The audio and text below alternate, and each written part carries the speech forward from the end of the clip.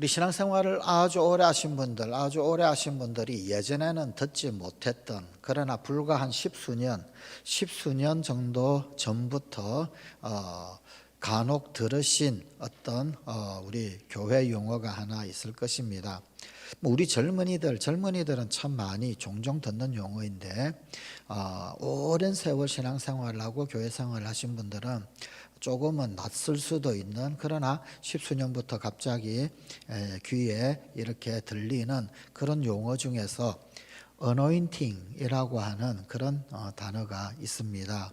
이 어노인팅이라고 하는 이 단어, 젊은이들이 특별히 이제 익숙한 것은 우리 찬양팀들 가운데, 이 예배팀, 찬양 경배팀 가운데 어노인팅이라고 하는 그런 팀도 있죠, 그죠? 그래서 아마 젊은이들은 참 익숙하게 들리기도 할 수 있는 그런 말입니다만, 그러나 우리 교회 안에서 사실 이 어노인팅이라고 하는 용어가 통용된 게 그렇게 오래지는 않습니다. 한 십수년 정도 되었을까요? 아마도 이 21세기, 20세기 말에도 없었던 것 같아요. 우리 21세기에 들어서면서 사용하게 되어진 그런 어떤 용어입니다. 그런데 이 어노인팅이라고 하는 이 말, 무슨 말이냐면은 기름 부음, 기름을 붓다라고 하는 그런 말입니다. 그런데 이 어노인팅, 즉 기름 부음은 본래의 어떤 성경적 의미를 떠나서 종종 왜곡되거나 또 혹은 아니면은 남용되기도 하는 그런 단어이기도 합니다. 이 본래 구약 시대에 기름을 붓는다라고 했을 때, 이 기름을 붓는다라고 하는 것은 그 시대의 대표되는 자, 어떤 대표자 혹은 지도자, 그 지도자를 세우는 절차로 사실 사용을 했습니다. 그러니까 구약 시대 정신에 입각을 해서 만약에 이 어노인팅이라고 하는 용어를 사용을 한다라고 한다면, 오늘날 우리가 사용하는 어떤 그런 어노인팅이라고 하는 말, 기름을 붓는다라고 하는 이 말의 의미보다는 상당히 그 빈도수가 줄어들게 됩니다. 아마도 대통령 취임식 때나 사용할 수 있는 그런 용어일까요?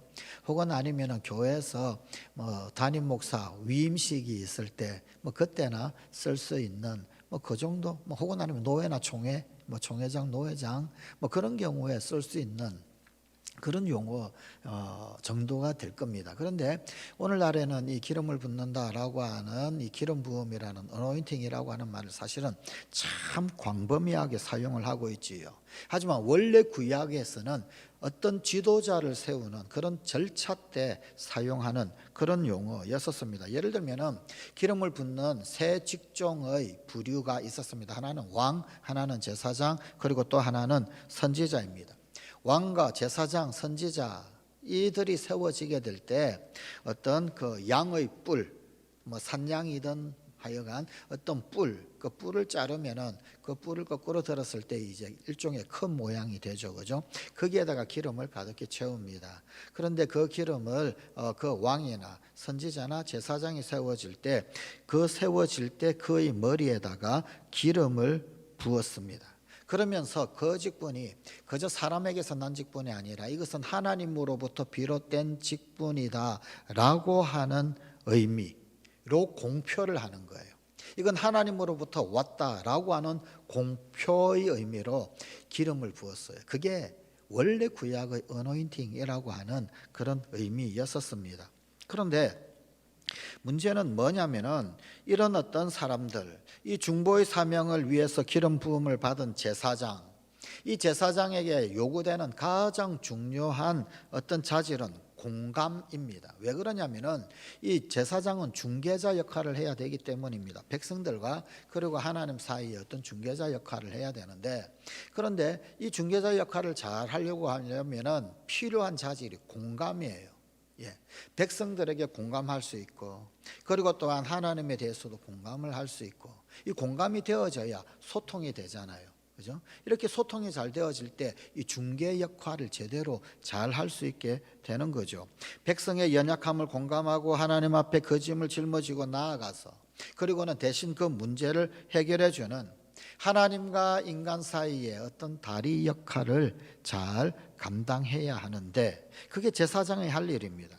그런데 문제는 뭐냐면 구약의 참 많은 제사장들, 그들은 백성들의 문제를 해결하기에 앞서서 자기 문제로 아주 허덕이는 뭐 그런 어떤 불완전한 인물들이었습니다. 제사장과 마찬가지로 왕, 선지자 그들 역시 부족하기는 매 한 가지였습니다. 공의로운 왕보다는 불의한 왕들이 더 많이 있었고, 참된 선지자보다는 거짓 선지자들이 얼마나 많이 성경에 등장하고 있습니까? 결과적으로 이 백성들 마음에는 지도자에 대한 갈망이 있었습니다. 정말로 기름 부음을 받은 지도자, 그저 형식적으로 기름 부음 받는 뭐 이런 절차에 의해 기름을 부음 받은 그런 것이 아니라 정말 하나님께 기름 부음 받은 자에 대한 열망이 생기게 되었고, 반대급부로 지도자들에 대한 실망감도 쌓이게 되었더라라는 것입니다. 지도자들에 대한 실망감이 쌓이면 쌓일수록 진정 기름 부음 받은 지도자를 기다리는 열망 또한 함께 간절해지게 되겠지요. 자, 이런 지도자들에 대한 실망이 거듭되면서 백성들의 그 가슴에는 공의로운 왕, 또 진리를 가르치는 선지자, 그리고 백성의 아픔을 공감하고 치유하는 제사장, 이들에 대한 갈망이 생기게 됩니다. 가면 갈수록 진짜 기름 부음 받은 자에 대한 열망이 높아져 갑니다. 하나님께서는 구약의 이사야 선지자를 통하여서 그래서 메시아를 보내주실 것을 약속을 하십니다. 이사야 9장 6절 7절의 말씀입니다. 이는 한 아기가 우리에게 낳고 한 아들을 우리에게 주신 바 되었는데 그의 어깨에는 정사를 메었고 그의 이름은 기묘자라, 모사라, 전능하신 하나님이라, 영존하시는 아버지라, 평강의 왕이라 할 것임이라. 그 정사와 평강의 더함이 무궁하며 또 다윗의 왕좌와 그의 나라에 군림하여 그 나라를 굳게 세우고 지금 이후로 영원히 정의와 공의로 그것을 보존하실 것이라. 만군의 여호와의 열심히 이를 이루시리라. 사실 이 구절의 말씀은 우리가 잘 아는 것처럼 메시아 예고 말씀입니다. 자, 그런데 이 메시아라고 하는 말, 이 말이 히브리어로 기름을 붓다라고 하는 뜻의 메사라고 하는 말에서 왔습니다. 그리고 이 메사의 명사형, 기름 부음을 받은 자라고 하는 명사형은 마시아입니다. 이 마시아라고 하는 말에서 나온 말이 기름 부음을 받은 자, 메시아라고 하는 말입니다. 헬라어로는 크리스도, 우리가 사용하는 그리스도죠. 크리스토스라고 합니다. 이 헬라어 그리스도, 크리스토스와 히브리어 메시아 사실은 같은 말입니다. 둘 다 기름 부음 받은 자, 그런 뜻입니다. 장차 오실 메시아, 그리고 곧 구세주, 그분은 공의로 다스리는 왕이고 백성을 정말로 진리로 인도하는 선지자이고 또 백성의 아픔을 공감하면서 죄를 대신 짊어지고 하나님 앞에 나아가는 제사장이 될 것이다 라고 하는 열망 가운데 이 예언의 말씀이 이스라엘 백성들에게 들려지게 되었습니다. 순수한 의미의 기름 부음은 사실 그런 의미에서 본다면 원칙적으로는 오직 그리스도에게만 적용이 되는 표현입니다. 메시아에게만, 마시아에게만 적용이 되는 그런 표현입니다. 그러나 성경은 이 그리스도를 자신의 구주로 영접한 사람들에게 초자연적인 이와 같은 기름 부음이 주어진다라고 말씀을 하고 있습니다.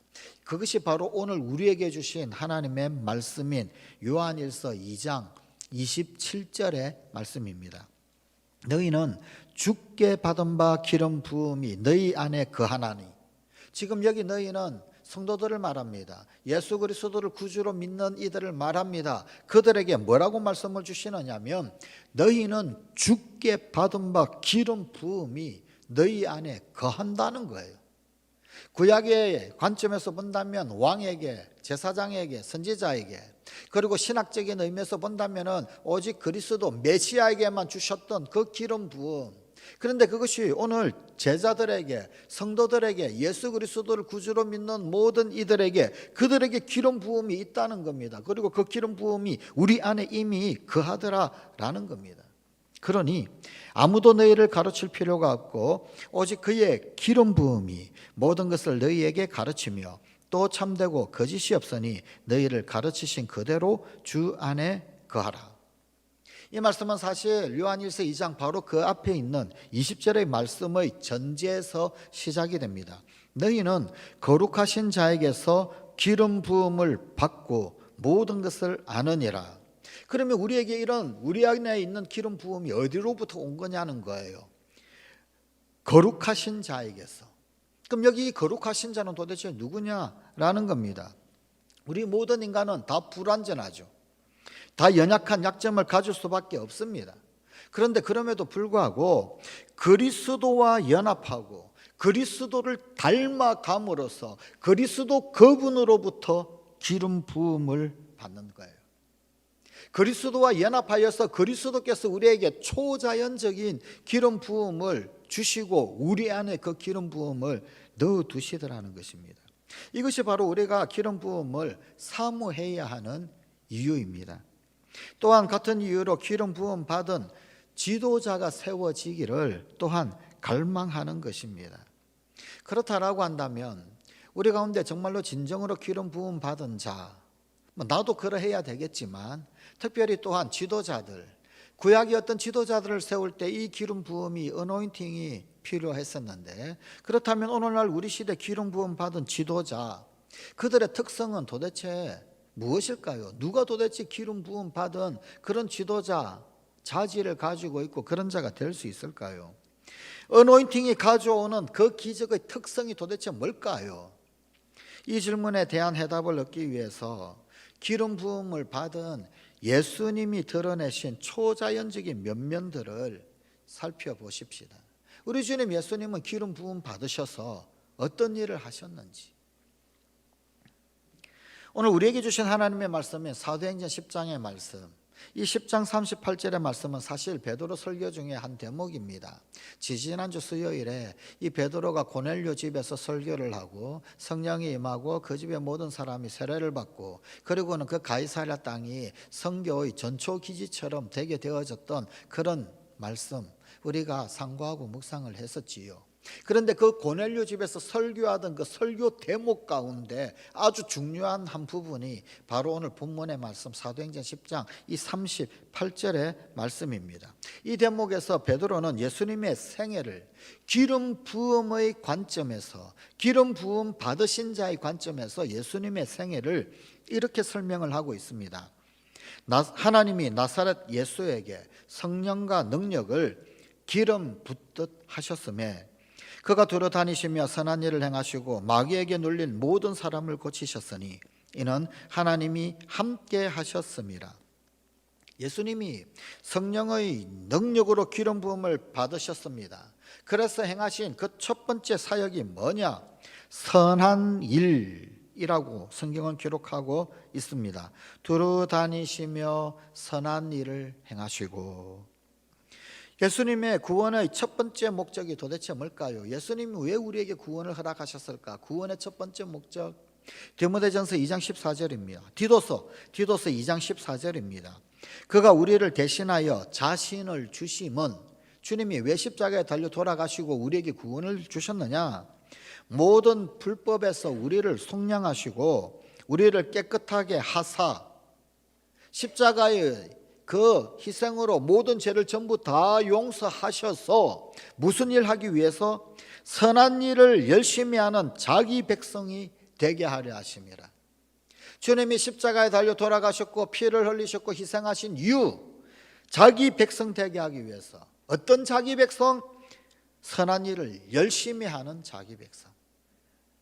그래서 구원받은 자, 십자가의 구속의 은혜를 받은 자는 선한 일을 열심히 해야 합니다. 선한 일을 열심히 하지 아니하면서 그리스도의 백성이다 라고 이야기할 수가 없습니다.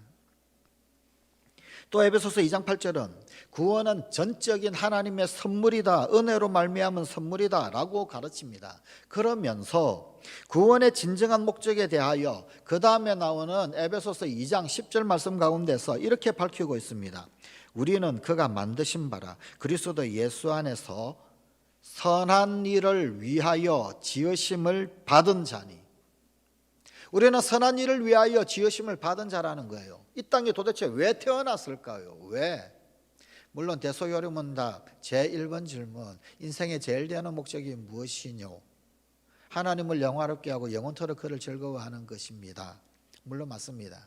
하나님을 즐거워하는 것, 영원토록 하나님 앞에 영광 돌리는 것. 그런데 그뿐만 아니라 구원의 전적인 은혜, 그것으로 선물을 받았는데 왜 그렇게 주셨냐는 거예요. 왜 우리를 그렇게 지으셨냐는 거예요. 이 땅 가운데 왜 그리스도인으로 세우셨냐는 겁니다. 그 이유가 뭐냐? 그리스도 예수 안에서 선한 일을 위하여 지으심을 받았다. 예전에 한참, 요즘 젊은이들도 생일 축하 노래를 그렇게 부르는지 모르겠습니다. 예전에 젊은이들 혹은 아니면 아이들 생일 축하합니다 이걸 바꿔서 부르잖아요. 왜 태어났니 누구야? 왜 태어났니 길동아? 그렇게 왜 태어났니? 라고 바꿔서 노래를 불렸죠. 왜 태어났을까요? 왜 태어났을까요? 여기 선한 일을 위하여, 그리스도 예수 안에서 선한 일을 위하여 지으심을 받은 자다. 그러므로 이 땅에 태어난 모든 자는 선한 일을 위하여 열심히 달려가야 합니다. 선한 일을 위하여 달려가지 않는 그것 자체가 죄입니다. 그것 자체가 이 땅 가운데 태어난 목적에 대하여 위배되는 일입니다. 방향 잃은 인생이고 의미 없는 인생이고 목적을 잃어버린 인생이 됩니다. 선한 일을 위하여 지으심을 받았습니다. 선한 일을 위하여. 그런데 그 선한 일을 어떻게 행할 수 있을까? 도대체 어떻게 행할 수 있을까? 기름 부음을 받아야 이 선한 일을 할 수 있더라라는 것입니다. 여기 선한 일, 이것은 그 어떤 일의 개념이 아닙니다. 사실은 하나님의 존재 자체가 선입니다. 선. 하나님은 최고 선이시지요. 하나님의 생각, 계획, 하나님의 말씀 등등 하나님 하시는 그 모든 일이 선입니다.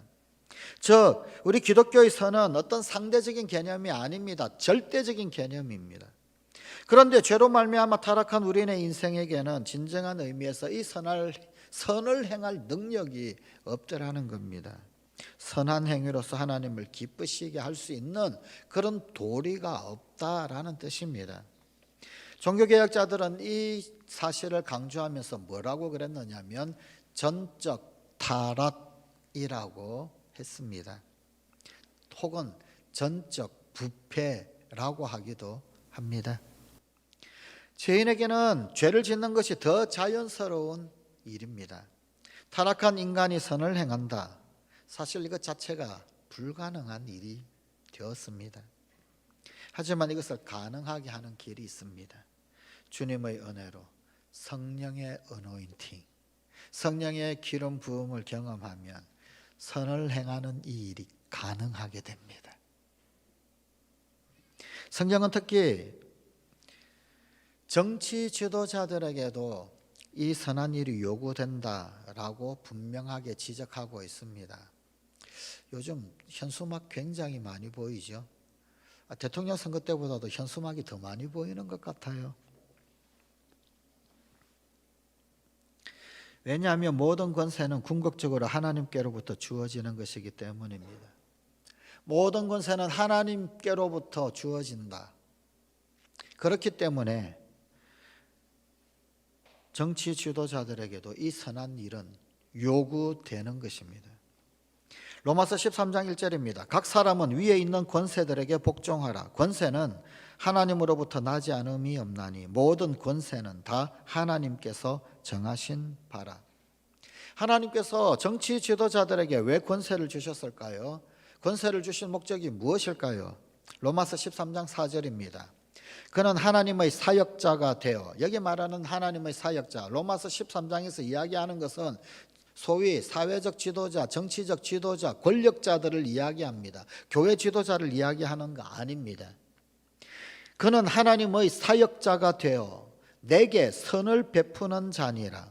로마 권세에 대하여서 이야기하시면서 주신 말씀입니다. 그러나 내가 악을 행하거든 두려워하라. 그가 공연히, 여기 권위자, 권세자, 그가 공연히 칼을 가지지 아니하였으니 곧 하나님의 사역자가 되어 악을 행하는 자에게 진노하심을 따라 보응하는 자니라. 이렇듯이 권세자, 그들은 하나님의 사역자가 되어야 합니다. 그들은 하나님의 사역자가 되어져서 악을 행하는 자에게 진노하심을 따라 보응해야 합니다. 이것이 권세자들, 오늘날 우리 용어로 이야기하자면 정치적 지도자들이 해야 할 일들입니다. 정치 지도자들에게 요구되는 가장 중요한 역할은 바로 이 선정을 베푸는 일입니다. 선정을 베푸는 일. 그러므로 우리는 정치 지도자 위해서 기도해야만 합니다. 기도해야 하는데 무엇을 기도해야 될까요? 그들이 성령의 기름 부음을 받도록 기도해야 합니다. 성령 기름 부음이 없으면 선한 일을 행할 수 없으니까, 선정을 베풀 수가 없으니까. 왜 정치 지도자들이 선정을 베푸지 못할까요? 왜 푸틴은 전쟁을 일으키고 그럴까요? 기름 부음이 없으니 그런 거예요. 기름 부음을 위해서 기도해야 합니다. 성령께서 기름 부으시면은 선을 행할 능력이 생깁니다. 선정을 베풀 수 있게 됩니다. 어쩌면 오늘날 우리 주변의 정치 지도자들이 선정을 베푸지 못한다, 선한 일을 행하지 못한다라고 하는 것은 그를 위하여 기름 부음을 위해 기도하지 않았기 때문인지도 모릅니다. 그들을 위해 기름 부음을 위해서 기도해야 합니다. 정치 지도자들에게 요구되는 가장 중요한 그 일, 기름 부음 받아 선정 베풀 수 있도록. 예수님도 기름 부음을 받고 사역하셨는데, 그런데 참으로 연약한 우리네 인생이 어떻게 기름 부음 받지 않고 일을 할 수 있겠습니까? 지도자에게 있어서 기름 부음은 필요를 넘어서 가장 절실한 지도력의 요소입니다.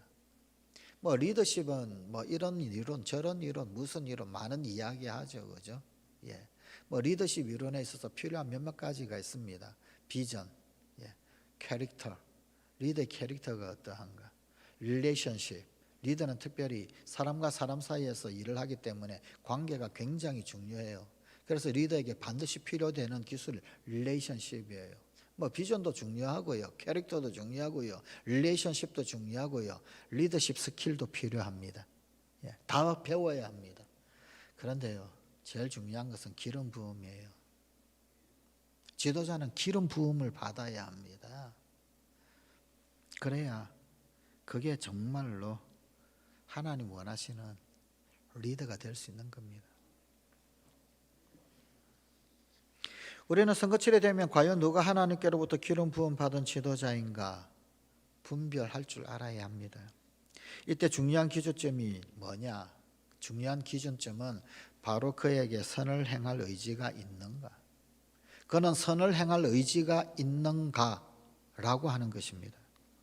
따라서 우리는 그의 도덕성을 면밀히 살펴볼 필요도 있습니다. 그저 단순히 어떤 자리를 차지하기 위하여 혹은 아니면 그 어떤 힘을 갖기 위하여 권력을 추구하는 것, 그것은 하나님의 뜻이 아니기 때문입니다. 하나님이 원하시는 지도자는 착하고 충성된 종입니다. 그리고 착하고 충성된 종은 반드시 기름 부음 받음으로 감당할 수 있는 겁니다. 예수님은 우리에게 다만 악에서 구하옵소서라고 하는 기도를 가르쳐 주셨지요. 여기서 악이라고 하는 것, 원래는 악한 자를 가리킵니다. 악한 자, 그가 곧 마귀요 사탄입니다. 모든 악한 일의 근원이지요.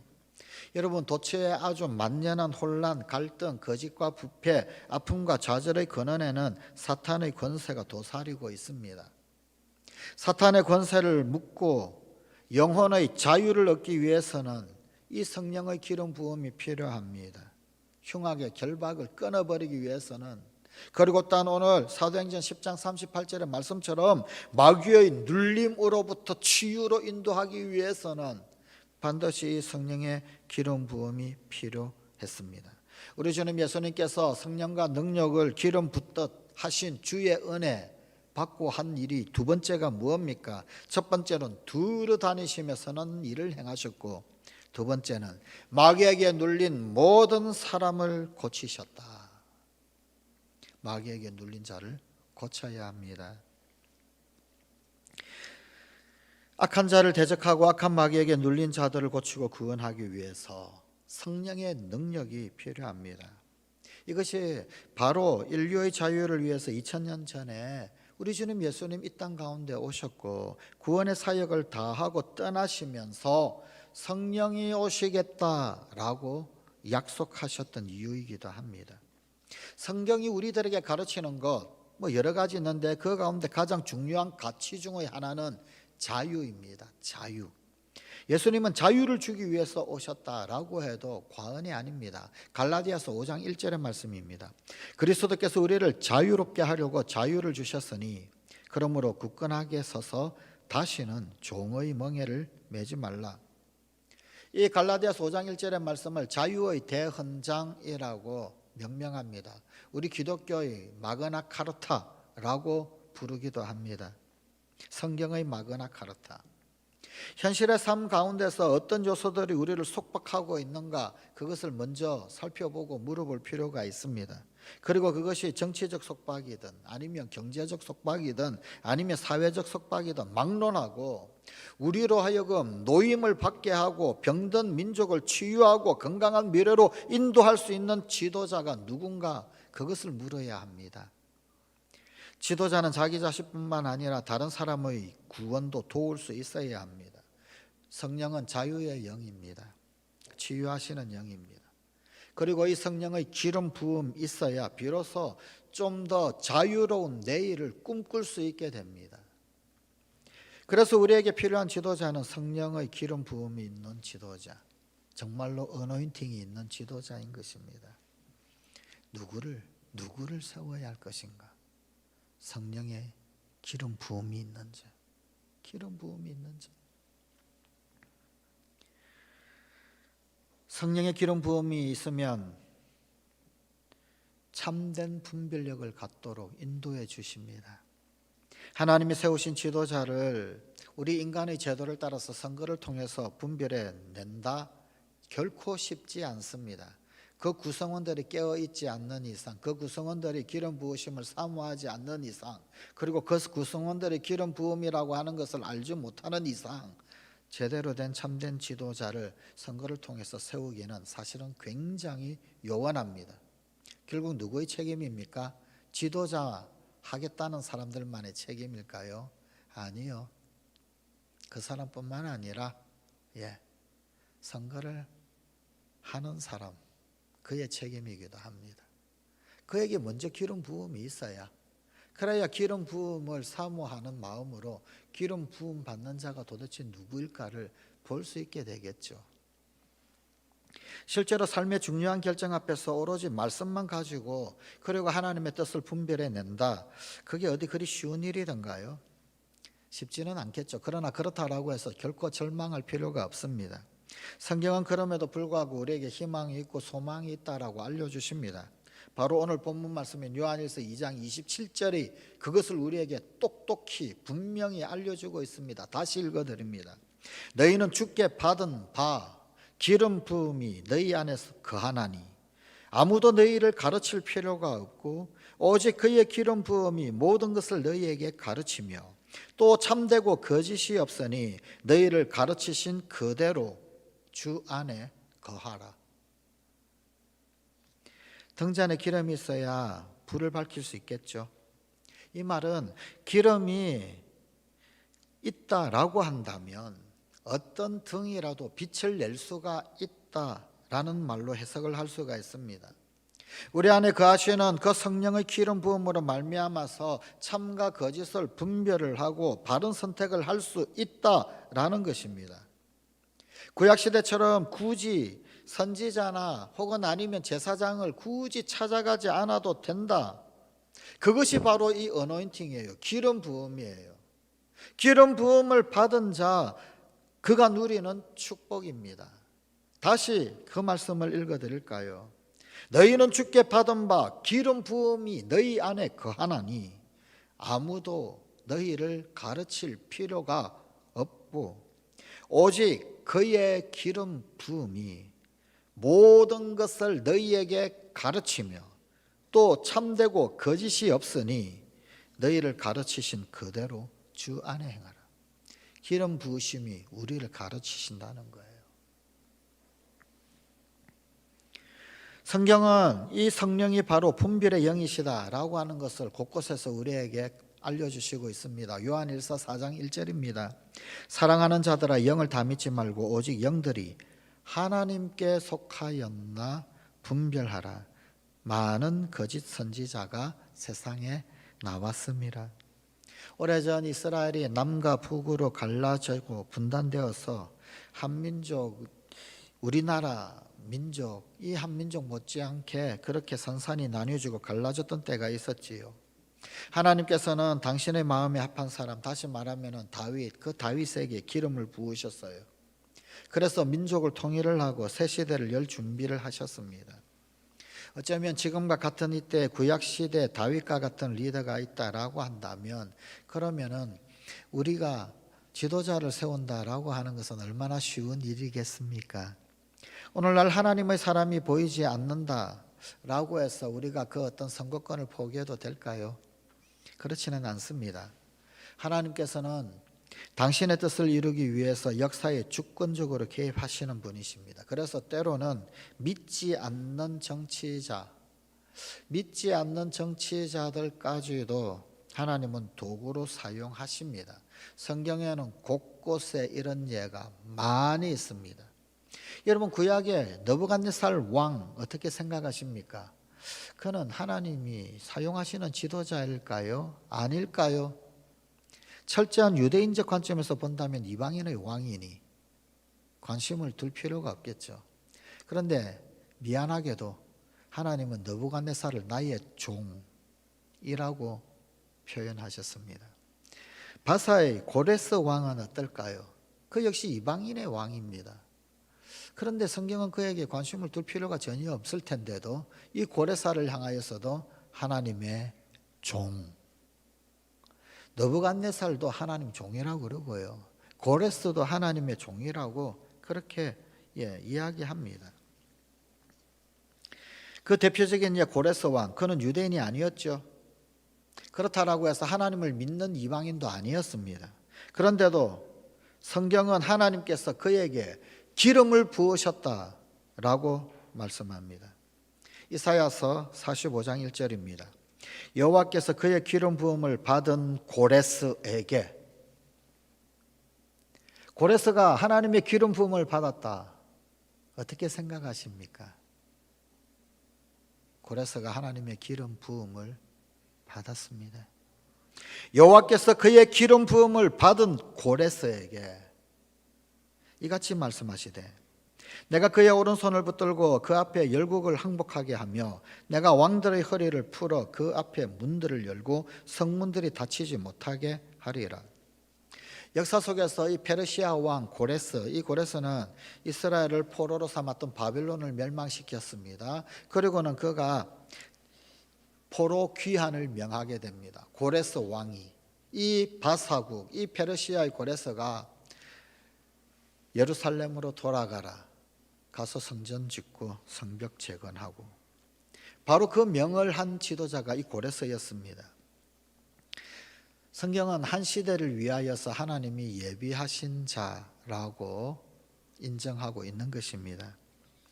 고레스 왕은 그래서 예언서 같은 경우에는 종종 메시아의 상징으로 간주되기도 합니다. 야, 어떻게 이방인 왕이 메시아의 상징으로 간주가 될 수 있을까? 구약 성경을 조금 더 자세하게 읽어본다면 이 고레스를 메시아의 상징으로 사용하고 있음을 알 수 있습니다. 이스라엘 민족을 고난에서 구해내는 구원자, 그런 의미에서 이 고레스 왕은 틀림없는 메시아였습니다. 포로로 있는 자들, 흉악의 결박을 다 풀어주고 자유를 명하여 고향 땅 예루살렘으로 돌아가고 성전을 짓도록 허락을 했다.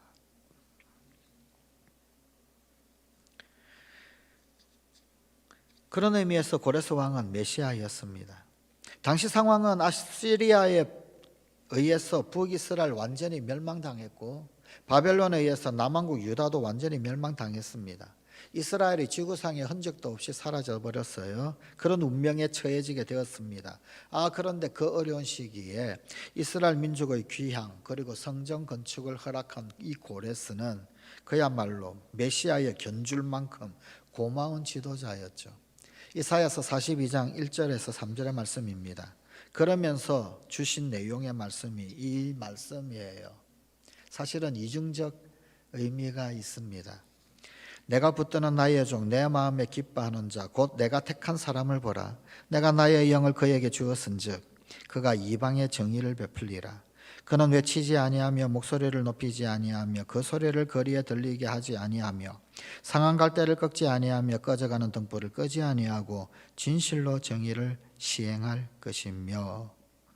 우리는 이 말씀을 메시아 예고의 말씀으로 익숙하게 잘 알고 있는 말씀입니다. 그런데 이 말씀은 언제 주어졌느냐 하면 고레스 왕의 리더십을 이야기할 때, 고레스 왕의 리더십을 이야기하는 그 한가운데서 이 유명한 말씀을 예언의 말씀으로 주셨어요. 고레스 왕의 리더십을 이야기하면서 메시아의 예언 말씀이 여기에 투영이 되어진 겁니다. 나타난 것입니다. 고레스 왕의 리더십을 이야기할 때 두드러진 그 특성이 정의로움, 온유함과 겸손, 긍휼과 공평을 꼽습니다. 비록 그는 이방인이었고 하나님을 믿지 않았다 할지라도 하나님은 이렇게 지도자를 기름 부어 세워 한 시대의 역사 속에서 당신의 뜻을 이루어 가십니다. 오늘날 우리의 현실 속에서 이런 리더십을 발휘할 수 있는 지도자가 도대체 누구일까? 이것을 알아볼 수 있도록 해달라고 기도하십시다. 그러기 위해서 우리가 먼저 기름 부음을 받아야 합니다. 그리고 기름 부음 받은 지도자 주시옵소서 기도해야 할 것입니다. 성령께서 분별의 은혜를 주시고 우리가 지도자를 잘 선택할 수 있도록 해달라고 기도해야 합니다. 성령의 기름 부으심으로 분별력 있게 이 시대를 위한 고레스, 이 시대를 위한 그 고레스가 도대체 누굴까? 그를 선택하여 세운다라고 한다면 분명히 이 땅이 그리고 이 춘천이 그리고 강원도가 이 나라의 백성 이 민족이 변화가 일 것입니다. 또한 우리 모두가 성령의 기름 부으심을 사모하면서 나 자신을 준비시켜야 합니다. 내가 기름 부음을 받아야 기름 부음 받은 자에 대한 열망을 가지고 기름 부음 받은 자 세워지기를 갈망하겠지요. 성령의 기름 부으심은 반드시 정치의 영역, 어떤 이 사회의 지도자들 그들 영역에만 필요한 것 아닙니다. 정치인만 필요할까요? 아니요. 종교에도 필요하고요, 교육에도 필요하고요, 예술에도 필요하고요, 문화에도 필요합니다. 심지어 사업의 영역, 비즈니스 그 영역에도 필요합니다. 그 모든 지도자들 그들에게 이 기름 부음이 사실은 필요합니다. 주님께서 기름 부어주시는 그 지도자들, 그것이 정치뿐만 아니라 경제이든 종교든 교육이든 예술이든 문화든 비즈니스든 그 무엇든 그 지도자들, 기름 부어주시는 그 지도자들, 그들이 이 나라의 이 백성의 이 민족의 모든 영역들 가운데서 벌떼처럼 일어나는 것, 그것 보고 싶지 않습니까? 그게 우리의 열망이어야 하지 않겠습니까? 그래야 흉악의 결박이 끊어지는 모습을 우리가 눈으로 목도할 수 있지 않겠습니까?